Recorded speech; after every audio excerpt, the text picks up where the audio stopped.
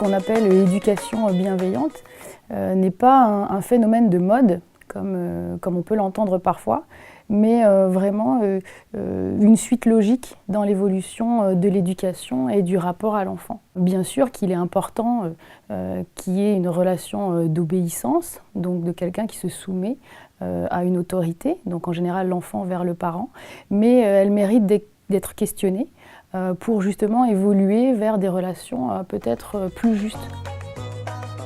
L'écoute, c'est vraiment ce qui est primordial dans cette approche respectueuse, on va dire, de l'enfant.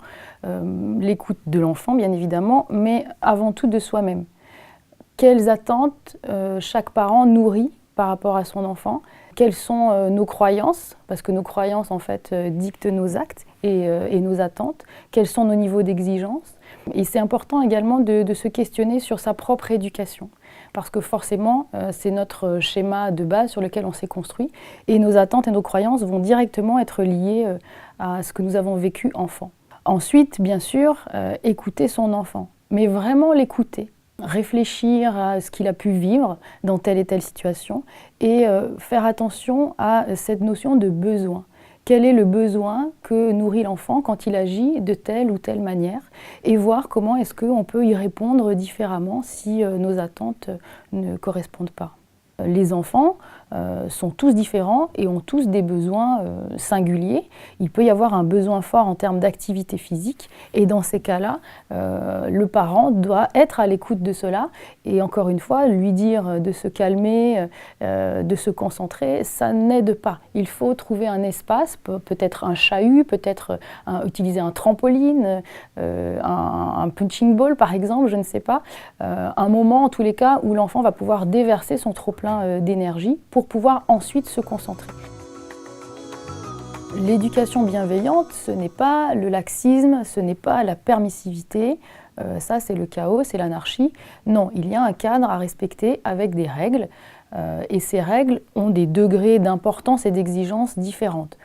Je pense qu'il est important que ce cadre, il soit à la fois co-construit, c'est-à-dire réfléchi, pensé et dicté avec l'ensemble des membres de la famille, y compris les enfants, parce qu'effectivement, c'est plus facile de respecter des règles que l'on a nous-mêmes participé à mettre en place. Il faut que ce cadre aussi il soit flexible.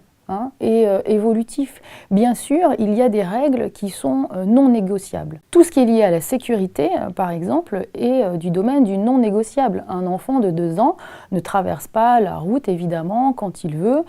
Quand il monte en voiture, il met sa ceinture. Tout le monde, je pense, est d'accord là-dessus. Après, il y a des règles sur lesquelles on peut être plus flexible. Effectivement, c'est moins dangereux de mettre une chaussette verte et une chaussette rouge. Et là, peut-être qu'on peut avoir un petit peu de latitude si l'enfant a envie de s'habiller sans suivre forcément la mode qui est la nôtre. Un conseil pratique qui va dans le sens de la responsabilisation des enfants et aussi qui illustre l'évolutivité du cadre peut être par exemple de mettre en place un conseil de famille régulier, alors toutes les semaines ou tous les 15 jours, à un moment où chacun est plutôt détendu, il ne faut pas que ce soit une contrainte. Et par exemple, on peut convenir d'un instant dans le salon où les différents membres de la famille vont se retrouver et vont faire le point, chacun, ce sera un espace d'expression et de partage, sur comment sont vécues les règles de la maison, de la famille, et des arguments pourront être apportés pour faire évoluer certaines règles. L'avantage aussi de ce mode-là, c'est que ça permet de développer la citoyenneté, le goût du débat pour les enfants.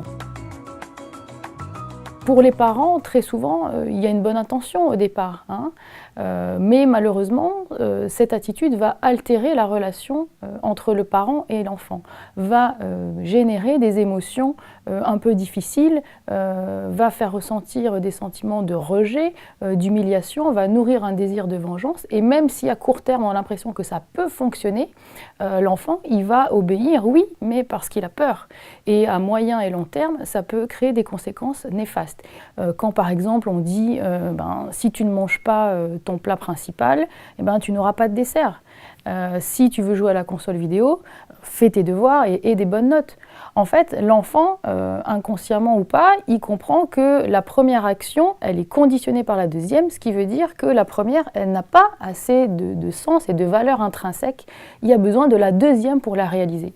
Donc, dans son cerveau, ça peut être un peu confus et il y a une véritable perte de sens. Comprendre, être à l'écoute de son enfant ne veut pas dire forcément tout excuser et tout accepter. Et en effet miroir, il est important aussi de dire que le parent n'est pas parfait, hein, loin de là, et qu'il peut aussi se tromper. Et se tromper, c'est aussi courageux de l'admettre et de s'excuser auprès de l'enfant. L'amour pour nos enfants est inconditionnel et il n'est pas lié au fait qu'ils nous obéissent ou pas, et c'est important de l'avoir en tête et de le communiquer à nos enfants.